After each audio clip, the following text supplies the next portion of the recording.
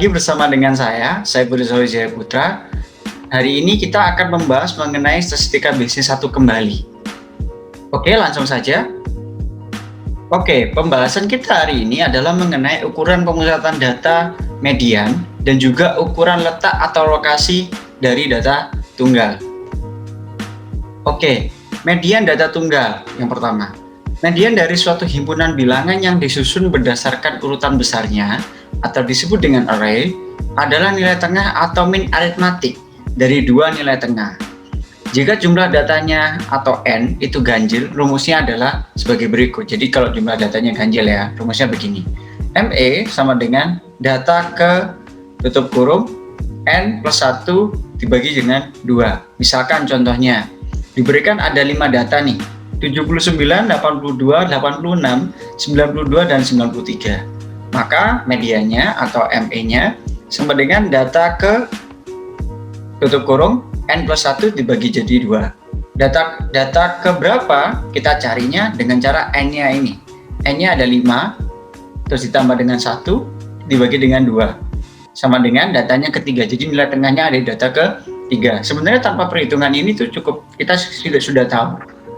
Tinggal kita cari nilai tengahnya saja.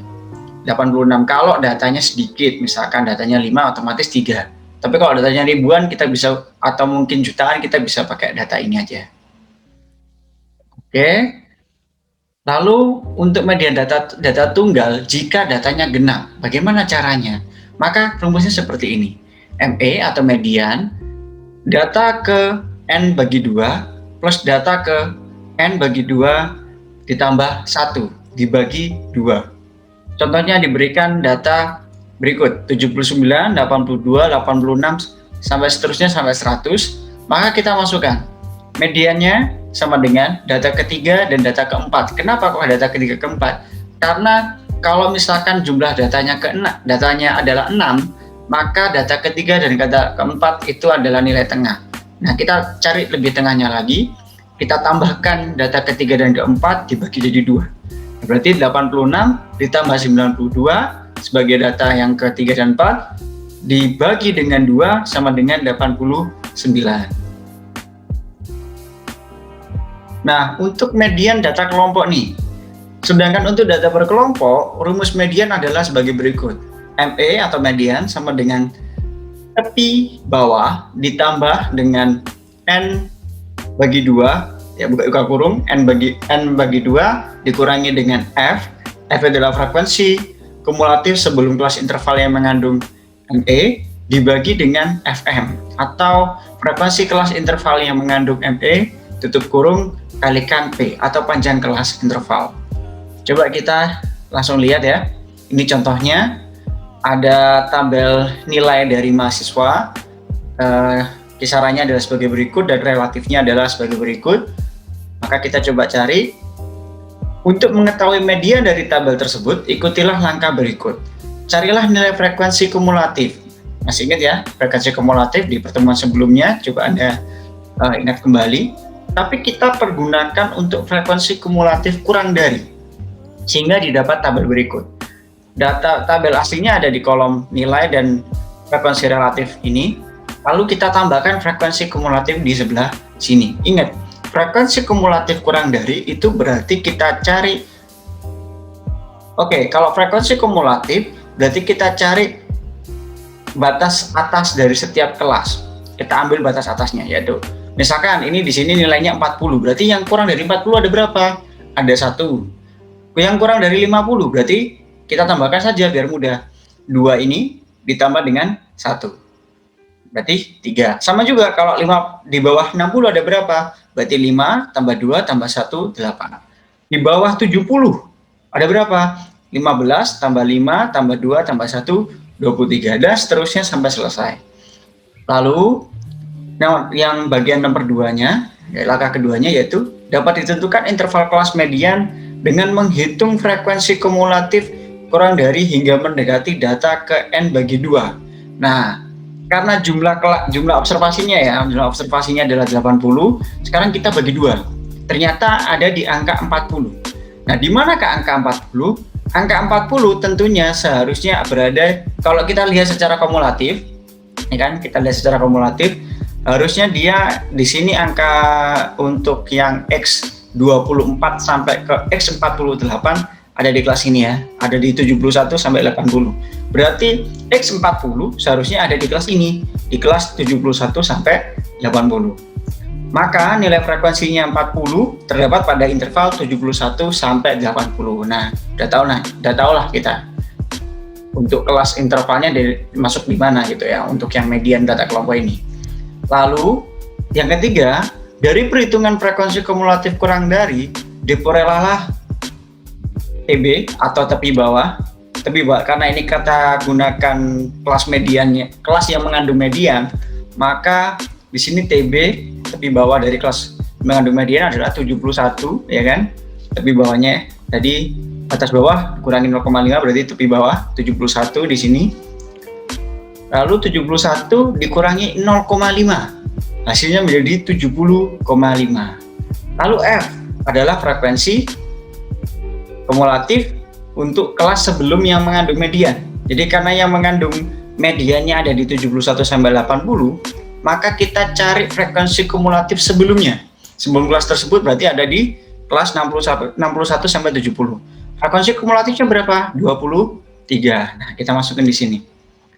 23.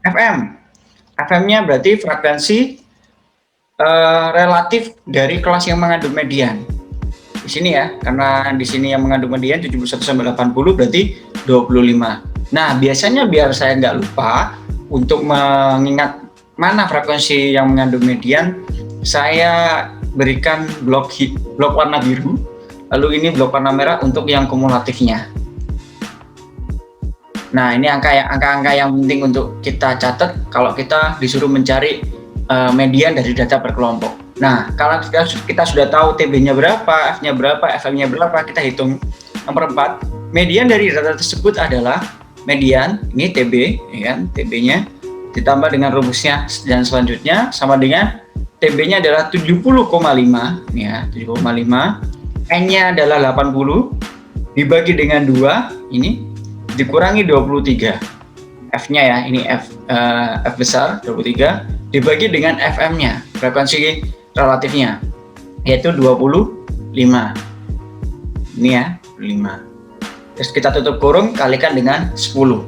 Maka kalau kita hitung hasilnya menjadi 77,3. Nah, ini adalah nilai median dari data berkelompok atau data bergolong. Nah, selanjutnya kalau kita membahas tentang median, maka kita harus juga membahas mengenai ukuran lokasi. Pada prinsipnya, median merupakan nilai yang terletak di tengah dari baris nilai. Sehingga median membagi baris nilai menjadi 2 sama banyak. Jadi dia tuh kalau ada satu struktur nilai, ketika kita kasih median berarti dia akan terpecah jadi 2. Lalu apa bedanya dengan kuartil, desil, dan persentil? Kalau median dapat dikatakan sebagai ukuran perduaan atau membagi 2. Maka kalau kuartil dapat dikatakan sebagai ukuran perempatan. Kenapa? Karena nilai-nilai kuartil akan membagi 4 baris data. Jadi dia akan membagi data menjadi 4. Perhatikan gambar di bawah ini. Ini misalkan ada data dari sini sampai ke sini. Lalu ini ada kuartil 1, kuartil 2, atau kuartil 3. Kuartil 2 itu sama dengan median. Nah, kuartil 1 dan kuartil 3 ini berbeda. Nah, kuartil 1 dan 3 ini beserta dengan kuartil 2 itu akan membagi data menjadi 4 bagian, yaitu N1, N2, N3, dan N4. Ini adalah ukuran lokasi kuartil untuk yang data tunggal. Misalkan rumusnya ini ya, kuartil ke interval dia kuartil keberapa, nilai ke interval keberapa dikalikan dengan N ditambah dengan 1 tutup kurung dibagi dengan 4. Nah, ini adalah dia termasuk kuartil berapa? Kuartil 1K atau kuartil 2K atau kuartil 3K. Contoh, berikut ini adalah data berat badan dari 13 siswa di kelas 7 dalam kilogram. Misalkan gini ya. Cari nilai K1, K2, dan K3. Maka jawab, langkah pertama adalah mengurutkan data terlebih dahulu. Kita urutkan mana yang paling besar, mana yang paling kecil dan paling besar. Setelah kita urutkan ternyata ini S1-nya adalah 30, S2-nya 35, S3-nya 40, dan seterusnya sampai S13-nya 100. Selanjutnya Kemudian mencari keberadaan kuartil dengan rumus K1 nilai ke I dikalikan dengan N plus 1 dibagi dengan 4. Berarti kita cari K1 nilai ke 1 kuartil 1 ya, nilai ke kuartil 1 buka kurung 13 plus 1 dibagi dengan 4. Nilai ketiga, karena ini angkanya akan menjadi nilai ke 3,5 ya kan, atau 3,5 hasilnya, nilai 3,5 atau 3,5, berarti kita ada 2, berarti karena kan X-nya atau datanya itu kan berarti data ketiga atau data keempat. Kita cari tengah-tengahnya misalkan. Nah, ini ada X3 dan 4. Jadi K1 ya, untuk K1 kuartil 1 kita buat rumus ini. Setengah dikalikan dengan dalam kurung X3 plus X4, atau mungkin dengan cara yang sama ya, X3 plus X4 dibagi 2. Maka hasilnya akan menjadi 40 ditambah 45 dikalikan setengah, atau 40 ditambah 45 dibagi 2. Hasilnya menjadi 42,5. Nah, ini untuk K1-nya. Nah, kemudian bagaimana untuk langkah yang sama dilakukan untuk mencari K2 dan K3? K2-nya nilainya berarti sama juga, I-nya ini kita buat jadi 2 untuk yang K2, untuk yang K3 kita juga buat jadi 3. Nah, K2 dulu. Berarti angkanya 2, N-nya adalah 13 ditambah 1 dibagi dengan 4. Maka hasilnya menjadi 7 atau nilai ke-7. Nilai ke-7-nya berapa? Nilai ke-7-nya adalah 60. Seperti yang sudah kita urutkan di slide sebelumnya ya. Nah, K3 atau nilai ketiga dikalikan dengan 13 plus 1 dibagi dengan 4. Maka nilainya menjadi 10,5 atau 10,5. Nah, kita cari nih, kalau 10,5 berarti kan antara 10 dan 11. Maka kita gunakan rumus seperti K1 tadi ya. Setengah dikalikan dalam kurung X10 ditambah X11. Setengah dikalikan dalam kurung 80 plus 85, maka hasilnya menjadi 82,5, atau 80 tambah 85 dibagi 2, yaitu 82,5. Nilai kuartil yang tidak perlu sesuai dengan nilai yang data asli. Jadi nilai kuartil itu nggak perlu sesuai dengan data aslinya. Kita bisa memilih kuartil tersebut meskipun tidak ada datanya, karena kuartil itu hanya batas, bukan datanya. Dia hanya batas saja. Nah, untuk ukuran lokasi dari desil data tunggal, konsep desil sebenarnya hampir sama dengan median dan kuartil. Jika kumpulan data dibagi menjadi 10 bagian yang sama banyak, maka tiap bagian disebut persepuluhan atau disebut desil. Jadi kalau tadi median dibagi jadi 2, kuartil membagi jadi 4, kalau desil membagi menjadi 10. Nah, desil adalah ukuran yang membagi sejumlah data terurut menjadi 10 bagian sama besar.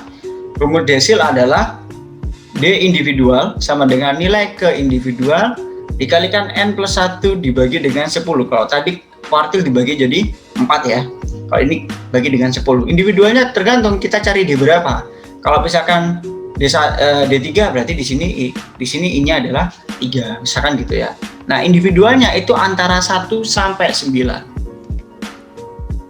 Contoh, jika diberikan data sebagai berikut, ya, 2, 3, 3, dan seterusnya, maka nilai D5 adalah jawabnya, karena data sudah terurut dengan nilai N, maka adalah 9. Maka kita tinggal menggunakan rumus untuk menyelesaikan soal tersebut. Ini jumlah N-nya ya, jumlah observasinya adalah 9. D5 sama dengan nilai ke berapa, misalkan karena dia 5, berarti kita tulis di sini 5. Tutup kurung, N-nya 9 ditambah dengan 1 dibagi dengan 10. Maka hasilnya adalah nilai ke-5. Nilai ke-5-nya berapa? 1, 2, 3, 4, 5, yaitu 7. 7 ini adalah D5 atau desil 5. Nah, ukuran lokasi untuk persentil. Kita lanjutkan bahasan kita mengenai persentil. Persentil merupakan ukuran lokasi yang paling halus karena pembagiannya 1 sampai 99. Persentil adalah ukuran yang membagi sejumlah data terurut menjadi 100 bagian sama besar. Kalau tadi median jadi 2, kuartil jadi 4, desil jadi 10, maka persentil menjadi 100 bagian. Nah, rumusnya hampir sama, cuma kita rubah menjadi pembagiannya ini 100. Jadi nilai P individual sama dengan nilai ke individual dikalikan N plus 1 dibagi dengan 100. Individualnya bisa 1 sampai 99. Contoh persentilnya, jika diberikan data sebagai berikut, 2, 3, 3, dan seterusnya, maka nilai P50-nya berapa? Nah, kita cari nih, P50 itu hampir sama dengan kuartil 2 ataupun median ya. Karena datanya terurut dengan nilai N sama dengan 9, maka dengan menggunakan rumus P individual, ini rumusnya yang tadi, kita ganti menjadi P50, nilainya ke 50, ditambah dengan 9, observasinya ini ada 9 ya jumlahnya, ditambah dengan 1, dibagi dengan 100. Nah, maka berapa hasilnya? Nilai kelima lah yang menjadi P50, atau nilai 7 di sini ya. 1, 2, 3, 4, 5, ada 7 ini. Oke.